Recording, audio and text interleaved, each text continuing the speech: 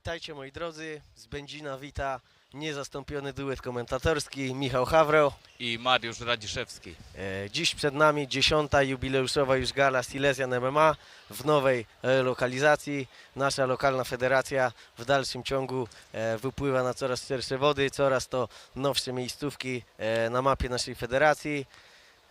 Przed nami wiele jak zwykle emocjonujących pojedynków. Tradycyjnie zaczniemy od walk w formule semi-pro. Skończymy na walkach zawodowych na bardzo wysokim poziomie. Taką perełką na dzisiejszej karcie będzie walka o pas kategorii lekkiej. Myślę, że nie pozostaje nam nic innego niż krok po kroku przeanalizować sobie kartę walk i przybliżyć naszym widzom, co dziś na nas czeka. Tak jest, Michał. Dzisiaj zobaczymy 10 pojedynków, z czego 3 pierwsze pojedynki będą w formule semi-pro, czyli nie pełnej zawodowej. Kolejnych 7 pojedynków zobaczymy już w formule zawodowej. Naszym widzom, którzy są, że tak powiem, nieobyci w temacie, może przybliżymy różnicę między walką zawodową a walką semi-pro. Tą różnicą podstawową i dla zawodników najważniejszą jest to, że walki półzawodowe nie liczą się do naszego zawodowego rekordu. Ich, że tak powiem, celem jest obycie się z halą, obycie się gdzieś tam z tą presją. Walka nie toczy się na dystansie 3 rund po 5 minut, tylko 3 rund po 3 minuty i formuła jest uboższa o łokcie i kolana na głowę. Poza tym normalne zasady MMA, jest to normalna, mówiąc kolokwialnie, bitka, więc nie jest to jakaś formuła bardzo ograniczona. Dokładnie tak jak powiedziałeś, mogę tylko jeszcze dodać, że w niektórych federacjach jeszcze zawodnicy biją się w tak zwanych bombkach, czyli niepełnoprawnych rękawicach do MMA z małą zawartością tak zwanej pianki, tylko z troszeczkę grubszą warstwą tej pianki, że tak powiem. Ok, przechodząc do konkretów. Pierwszą walką, która otworzy nam dzisiejszy wieczór, będzie walka w kategorii do 61 kg. Adrian Kucypera zmierzy się z Sebastianem Chrobotem. Z Sebastianem Chrobotem, który już fanom organizacji Silesian MMA jest doskonale znany. Kilka walk na jego koncie. Zawodnik reprezentujący Bastion Tychy już kilkukrotnie pokazał się z dobrej strony. Myślę, szczerze mówiąc, że będzie to jedna z jego ostatnich walk w tej formule półzawodowej, no bo naprawdę wygląda to już przyzwoicie. Tak jest, Sebastian Chrobot to jest weteran, można powiedzieć, już organizacji Silesian MMA, ponieważ jego rekord półzawodowy to 3-0 i wszystkie walki toczył właśnie na tej organizacji. Kolejno na gali 5., 6. i 8. Kolejną walką w tej samej kategorii, w tej samej formule, a mianowicie semi-pro, 61 kg. Olaf Kosiński, reprezentujący Silesian Cage Club, zmierzy się z Dorianem Wawrzysiakiem, również znanym fanom naszej organizacji. No i tutaj warto pochylić się, myślę, nad postacią Olafa Kosińskiego. Zawodnik ze stylem, który zawsze jest miły dla oka, stójkowicz, mańkut, z dość dobrymi warunkami fizycznymi jak na tę kategorię. No i też nie można dać się zwieść, dwóch bardzo młodych zawodników, walka półzawodowa, ale takich zawodników już rzeczywiście, mówiąc wprost, ogarniętych i nie będzie to raczej jakaś bezmyślna wymiana, tylko już, mówiąc kolokwialnie, klatkowe szachy. I będzie, myślę, na co popatrzeć. Dokładnie tak. Generalnie można powiedzieć, że teraz już te walki semi-pro, a właściwie duża część z nich mogłaby być równie dobrze walkami otwierającymi galę w formule zawodowej. Po prostu ten sport tak poszedł do przodu, że nie jest to, tak jak powiedziałeś, zwykłe, że tak powiem, bezmyślne bicie się, tylko zawodnicy wchodzą z konkretnym planem na walkę i starają się go realizować w klatce. Tak, no też warto się tak jakby pochylić nad tym, że ci młodzi zawodnicy to już są ludzie, którzy startowali konkretnie od MMA. To nie są zapaśnicy, którzy liznęli troszkę boksu, tylko od początku są kształtowani właśnie pod takie przekrojowe walki i właściwie nie mają słabych stron. Dokładnie tak, dyscyplina ewoluowała, więc nie ma teraz podziałów na stójkowiczów, zapaśników i parterowców, tylko każdy stara się raczej szkolić w każdej dziedzinie, robić to wszystko przekrojowo i potem wychodzą na takie perełki, jak m.in. Olaf Kosiński. Trzecia walka dzisiejszego wieczoru, która nas z racji klubowej przynależności Tomka Niespora ciekawi w szczególności. Rywalem wspomnianego przez nas Tomka Niespora, czyli naszego klubowego kolegi z Shark Top Team Bytom i Spartana Chorzów, będzie Remigiusz Rzemieniewski. Walka odbędzie się w umownym limicie do 82 kg. No i jestem bardzo ciekaw, czy ten wybitny boks i defensywne zapasy Tomka wystarczą na Remigiusza. Dokładnie tak, szczerze Myślę, mówiąc. że jako trener możesz być nieobiektywny. Dokładnie tak, mogę być bardzo nieobiektywny. Osobiście uważam, że wystarczą, a zobaczymy, bo oczywiście klatka zweryfikuje wszystko, mówiąc kolokwialnie. No i co, sam jak pewnie wiesz i pewnie wszyscy się domyślają, czekam na tą walkę, więc nie będę tutaj siedział z wami, jak ta walka będzie się odbywała, ponieważ będę po drugiej stronie kamery i czekamy. Okej. Na tym zakończymy walki półzawodowe tego wieczoru i tą kartę główną, można tak powiedzieć, walk zawodowych otworzy nam starcie również w kategorii 61. Dużo dzisiaj tych walk w kategorii koguciej. Walka, której też będę przyglądał się z zaciekawieniem, bo będzie w niej walczył mój były przeciwnik, mianowicie Marcin Maleszewski. Zawalczy z Michałem Oleksym, reprezentującego kontender Kamienna Góra. Dla Marcina będzie to taka szansa na, mówiąc kolokwialnie, odkucie się, bo jest po 3 porażkach z rzędu. Mówiąc szczerze, trzymam za niego kciuki. Mam nadzieję, że gdzieś wróci na te zwycięskie tory, no bo ciężko pracuje, jest naprawdę solidnym zawodnikiem. I też ciekaw jestem dyspozycji Michała Oleksego, czy postawi ciężkie warunki. Tak jest, no jeżeli chodzi o Marcina, to sam jestem ciekaw, jak po prostu po tych 3 porażkach zaprezentuje się nam tutaj. Zawsze za nim jeździła rzesza kibiców, mam nadzieję, że dzisiaj też tak będzie, z tego względu, że zawsze wtedy panuje gorąca atmosfera na trybunach. Marcin jest dobrym zawodnikiem, czasami gdzieś tam ma pecha w swoich walkach, czasami trafia po prostu na takich rywali jak ty, Michał, no i niestety też musi odnieść gorycz porażki. Zobaczymy, co będzie się dzisiaj działo. Tak jest. Kolejna walka, moi drodzy, ja bym ją zatytułował starcie młodości z doświadczeniem. Piotr Drozdrowski kontra Maksymilian Kowalski. Starcie również w umownym limicie w catchweightie do 88 kg. No i generalnie ciężko cokolwiek o tej walce powiedzieć, również dwóch przekrojowych, mocnych zawodników. Ciężko mi to jakkolwiek wytypować. Spodziewam się po prostu takiej dobrej, mocnej, przekrojowej walki. Ja Nie zdziwiłbym się, gdyby zakończyło się to decyzją. Ja tutaj akurat mogę troszeczkę więcej powiedzieć z tego względu, że mój zawodnik kiedyś miał okazję mierzyć się z Maksymilianem Kowalskim, więc gdzieś tam się pod niego przygotowywaliśmy. Jest to mocny zawodnik, który wydaje mi się, że będzie swoją grę chciał próbować w parterze. Jeżeli chodzi o Piotra, to oczywiście olbrzymie doświadczenie. Walczył na dużych polskich galach.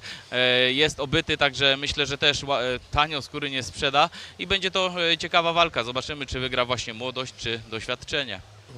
Kolejne dwie walki to taki trochę freakowy akcent na dzisiejszej gali. Dwóch debiutujących zawodników, Patryk Atkinieje i Ireneusz Strawa. Ciężko tutaj również jakkolwiek to typować, cokolwiek konkretnego powiedzieć, bo będzie to dwóch debiutantów. I szczerze mówiąc spodziewam się tutaj czegoś, co też znaczna część fanów lubi, czyli po prostu takiej bitki bez kalkulacji. Nie spodziewam się tu jakiejś wytrawnej taktyki i szachów w klatce, aczkolwiek mogę się zdziwić. To znaczy, jeżeli chodzi o Patryka, to faktycznie jest to typowy debiutant, który przygotowywał się w Ankosie do tej walki. Natomiast jeżeli chodzi o Ireneusza, to troszeczkę gdzieś tam pogrzebałem sobie. Miał on już 4 walki na swoim koncie, niestety 4 przegrane, wszystkie odbyte za granicą. Wydaje mi się, że to jest to chłopak, który może gdzieś tam mieszkał sobie za granicą i trenował. Teraz reprezentuje klub Kotwica MMA, także wydaje mi się, że... Co zwiastuje wysoki poziom zapasów. Dokładnie tak, zwiastuje to wysokim poziom zapasów, ale też gdzieś po cichu w głowie mam to, że może po prostu chłopcy wyjdą do klatki i zaczną się bić. Zobaczymy. No i kolejna walka, zapowiedziałem, że walka freakowa, aczkolwiek tego zawodnika powszechnie uznanego za freaka, mianowicie Szymona Września, popularnego Taksi Złotówę, ciężko za takiego pełnoprawnego freaka uważać, bo naprawdę reprezentuje już konkretny poziom. Kilka walk z mocnymi przeciwnikami na jego koncie, między innymi też walka w formule bokserskiej na gali grupy promotorskiej Knockout Promotion. Naprzeciwko niego stanie Ariel Witek, który też już miał przyjemność walczyć dla organizacji Silesian MMA.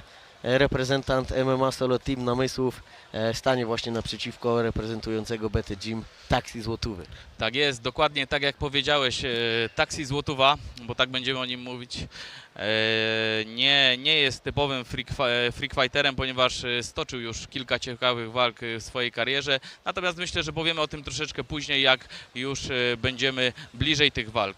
Tak jest, dalszą część karty przeanalizujemy w naszym kolejnym, że tak powiem, studyjnym panelu, a już powoli nasza rola się kończy. Widzimy już ring anonsera, popularnego pana Pawłowskiego na środku naszego oktagonu. Zapraszamy do oglądania.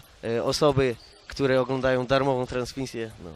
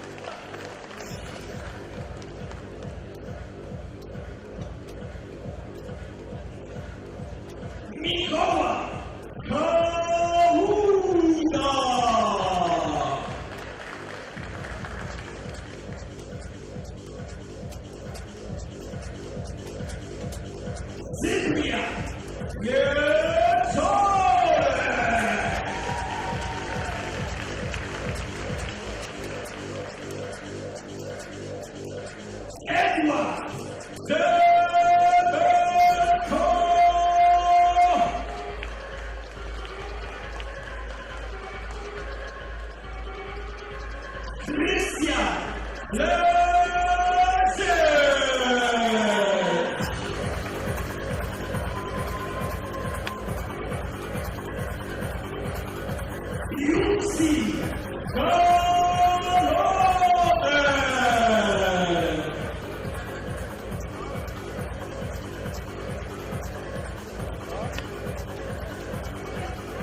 Adrian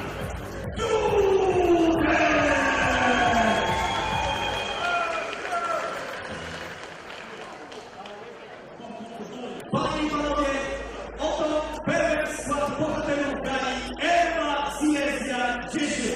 Złota edycja, wielkie emocje, to już za chwilę, a w tym momencie wielkie brawa!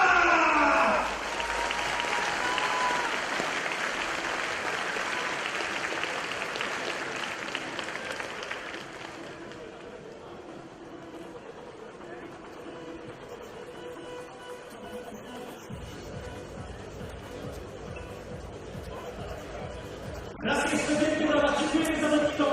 Dzisiaj w tej klatce zostaną dla Was chleb pod Ilzy.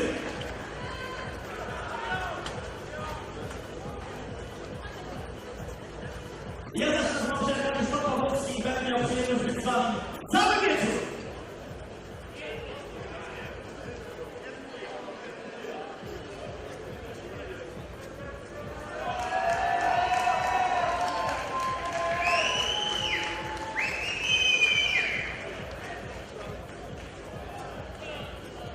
A więc, panie i panowie, przyszedł czas na pierwszy pojedynek. Będzie to walka Semi Pro, kategorii do 61 kg. Sponsorem walki jest Show Your Strength, pan Przemysław Miedziała. A już w tym momencie przywitajcie pierwszego wojownika, który będzie reprezentant Olympus Stąprowa Górnicza oraz Elevatadores Katowice. Przed wami Adrian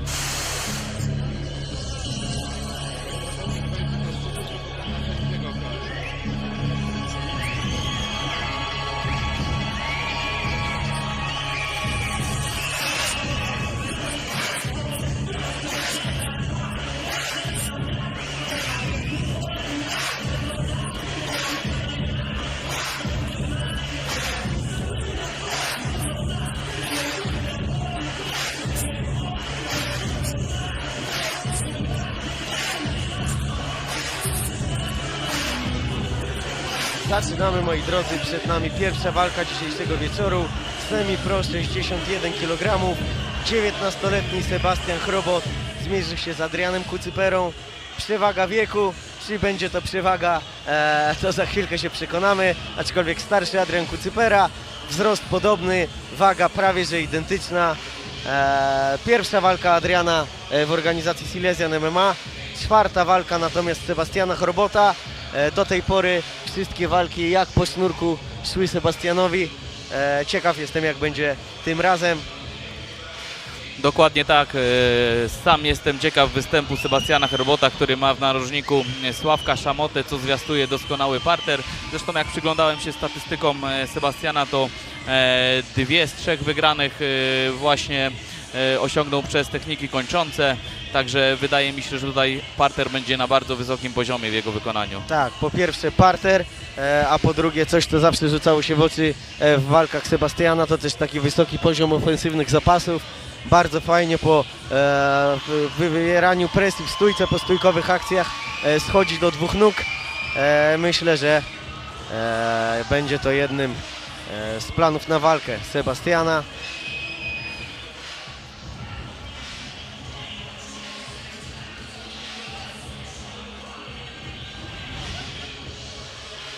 Michał Łępicki, sędzią pierwszego dzisiejszego pojedynku.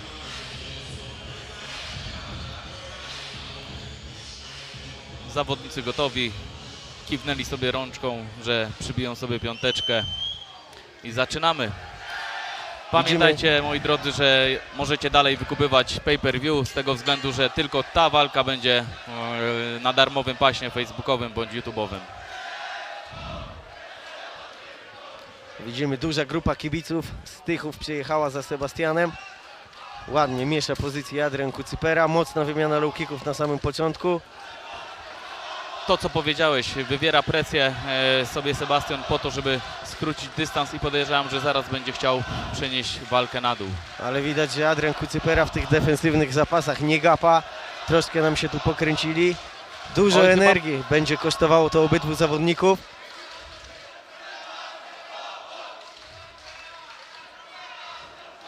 Teraz Adrian szuka sprowadzenia Ta walka przy siatce i Ładne bardzo wyniesienie. ładne wyniesienie. zobaczymy, czy uda się przykontrolować. Ale już to, o czym Zapięta mówiliśmy. gilotyna? Nie, odpuścił. Ładne kolano, mocna presja ze strony Sebastiana Chrobota. Zaczęli bardzo mocno. Ciekaw jestem, jak z uwagi na ten mocny początek będą wyglądali kondycyjnie w tej walce. Dokładnie tak, w tak młodym wieku dość łatwo się, kolokwialnie mówiąc, podpalić i potem tego tlenu może troszeczkę zabraknąć w kolejnych rundach. Troszkę uspokoiła się nam ta walka.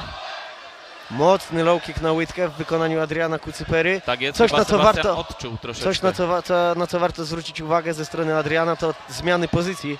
Raz w pozycji mańkuta, raz w pozycji zawodnika praworęcznego. Ładna próba backfistu ze strony Sebastiana. Widać, że dość szeroki wachlarz stójkowych technik posiada zawodnik z Tychów.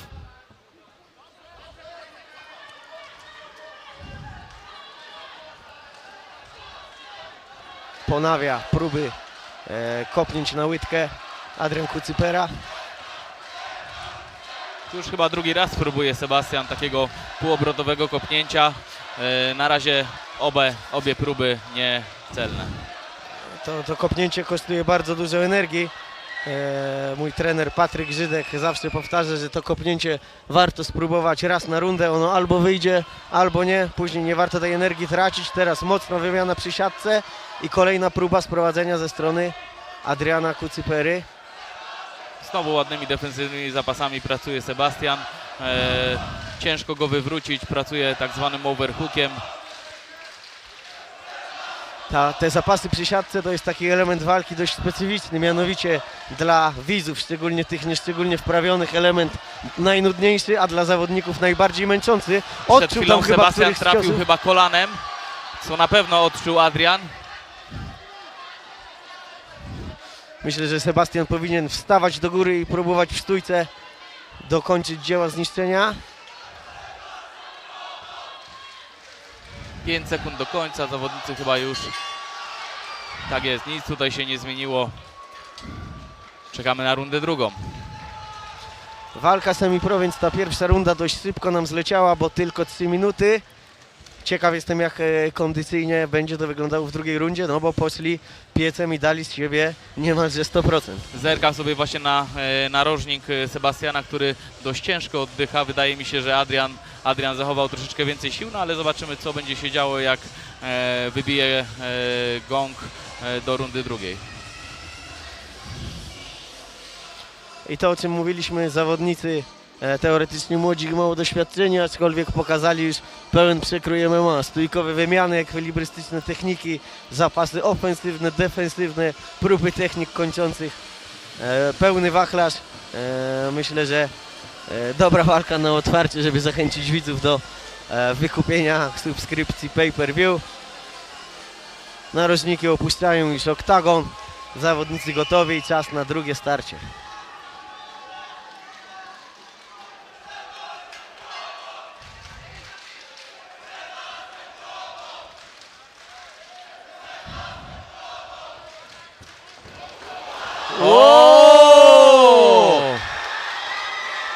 Coś To, co niesamowitego. To był właśnie chyba ten pierwszy raz w rundzie drugiej i akurat trafiony. Coś pięknego. Piękna obrotówka. Coś niesamowitego.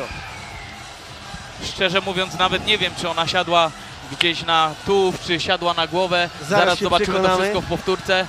Nie, zgasił Oj, piętą. chyba tak, Coś pięknego. zahaczył o brodę tutaj rywala i padł jak rażony piorunem Adrian. Bardzo przytomne zachowanie sędziego. Tutaj dobijanie nie było potrzebne. Dokładnie tak, pamiętajmy zresztą, że to jest walka semi-pro, więc tutaj można chłopakom oszczędzić trochę zdrowia i troszeczkę walki przerywać szybciej. Sebastian stoi z rozłożonymi rękami i zbiera splendor i podziw bijący z trybun.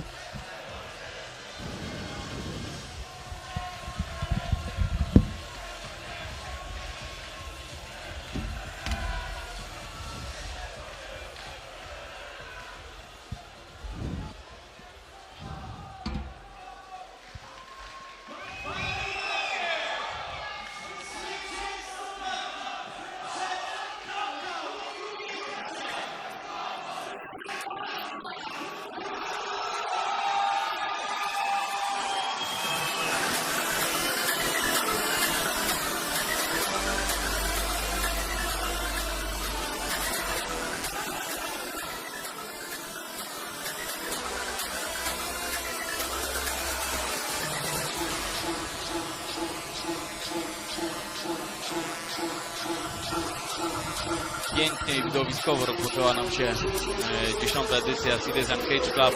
Czekamy na więcej.